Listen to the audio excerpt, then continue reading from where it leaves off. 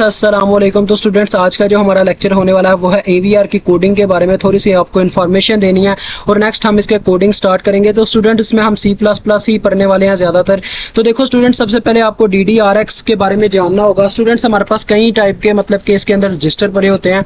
तो DDRX का क्या काम होता है, देखो वो कहता है DDRX रजिस्टर, ये एक रजिस्टर होता है, is used for the purpose of making a given port. एक पोर्ट बनाने के लिए इसका इस्तेमाल होता है, या तो वो इनपुट पोर्ट होगी या आउटपुट पोर्ट होगी। ठीक है जी, उसके बाद आपको इनमें से कुछ भी पढ़ने की जरूरत नहीं है। आगे आ जाओ डायरेक्ट यहाँ पे, वो कहता है कि DDRC, अगर हम C की फॉर एग्जांपल हम पोर्ट C की बात करना चाह रहे हैं, हमें पोर्ट C एज आउटपुट चाहिए स्टूडेंट्स। तो वो कहता है हमें क्या करना होगा, इसे 0x FF लिखना होगा। ठीक है, और आगे वो नीचे देखो क्या कहता है, वो कहता है अगर फॉर एग्जाम्पल मुझे जो अपनी मतलब के पोर्ट A है वो इनपुट के तौर पर चाहिए, तो मुझे 0 को क्रॉस 0 लिखना होगा। DDR इज इक्वल टू ये चीज़ लिखनी होगी। तो जब भी आप कोड में इस्तेमाल करोगे इसे, मतलब कि आपको कहा जाता है कि आपने आंसर अपना पोर्ट A में स्टोर करवाना है। ठीक है, तो इसका मतलब आउटपुट की बात कर रहा है।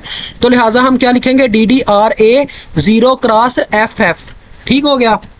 अब आगे आ जाओ, ये आती है पिन के बारे में। पिन के बारे में अब हम यहाँ से मालूमात हासिल करेंगे। वो कहता है port input pin register, to read the data present at the pins we should read the pin X register. यानी कि जो हमारी मतलब के पिन्स पे डाटा पड़ा होता है उनको अगर हम रीड करना चाहें तो हम पिन X रजिस्टर का इस्तेमाल करते हैं। जैसे कि देखो ये कह रहा पोर्ट X है, अगर पोर्ट X की बात की जाए तो हमारे पास पोर्ट 0 पे जो डाटा है वो आउटपुट में भी 0 पड़ा हुआ है। तो ये इतना मतलब लॉजिक वाली बात नहीं है, पोर्ट में आपको ज़्यादा लॉजिक मिलेगा। ये देखो वो कहता था port X register controls if the pull up is activated on और नॉट। यानी कि जो हमारा पोर्ट होता है स्टूडेंट्स, वो इस चीज़ का मुआयना करता है कि हमारा जो रजिस्टर है वो इस वक्त ऑन है, एक्टिवेट है या ऑफ पड़ा हुआ है। ठीक है, तो वो देखो यहाँ पे नीचे बताया भी गया DDRA is equal to 0x00। तो क्या है जी, पोर्ट A फॉर इनपुट के लिए रेडी बैठा हुआ है। ये हम पहले भी स्टडी करके आए DDRA का। तो लेकिन ये पोर्ट के बारे में अगर हम जानना चाहते हैं तो ये सेकंड में हमें इंफॉर्मेशन दी गई है।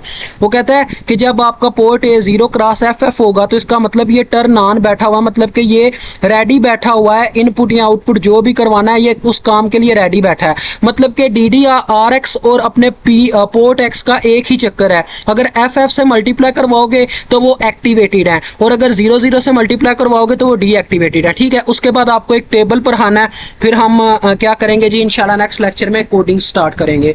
तो देखो स्टूडेंट्स, ये डाटा टाइप्स हैं, ये आपने टेबल इसका ना याद करना है।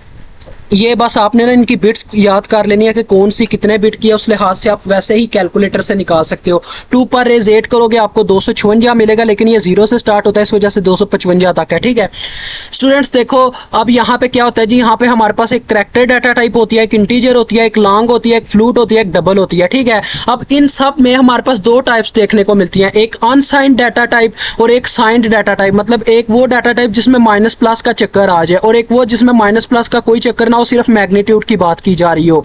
तो देखो अगर अनसाइंड करैक्टर इस्तेमाल करेंगे कोई करैक्टर लेने के लिए, तो वो 8 बिट का होगा जिसकी रेंज होगी 0 से 255। यानी कि इससे बाहर कोई भी मतलब अगर आपने नंबर लेना हुआ तो वो ये आपको एरर दे देगा आपका कंपाइलर। आगे इस करैक्टर की इसने बात की है, ये साइंड करैक्टर है। साइंड साथ में लिखना नहीं पड़ता, डायरेक्ट बस करैक्टर यानी कि नाम मेंशन करते हैं। अब ये साइंड है तो ये कहां से स्टार्ट हुआ, -128 से +127 तक। अब ये +127 तक किस वजह से गया, क्योंकि बीच में सेंटर में 0 भी आ गया। आपने 256 को 2 पे तकसीम किया जिससे आपके पास 128 आया, मतलब कि दोनों ने 128 में डिवाइड होना था, लेकिन एक हिस्सा 0 ले गया। तो ऐसे ही फिर इंटीजर की बात आती है, अगर अनसाइंड हो तो 16 बिट का होता है। 2 की पावर 16 करके आपने चेक कर लेना ये कहाँ तक जाता है, उसमें से -1 कर लेना है, क्योंकि 0 से स्टार्ट होता है ये। फिर अनसाइंड का फिर से वही चक्कर, 2 पे तकसीम करके आपने वही चक्कर चलाना, देखो वही बात है। और लॉन्ग का भी यही है कि ये 32 बिट का हो जाता है। बस इतना याद रख लो स्टूडेंट के करैक्टर जो है वो 8 बिट का, और इंटीजर जो हमारा है वो कितने का है, 16 बिट का है, बाकी सारे 32 बिट के हैं। तो इससे आपको सारा याद हो जाएगा। अल्लाह हाफिज़, अस्सलाम वालेकुम। इनको आपने याद करना है टोटली ओवरऑल। ठीक है।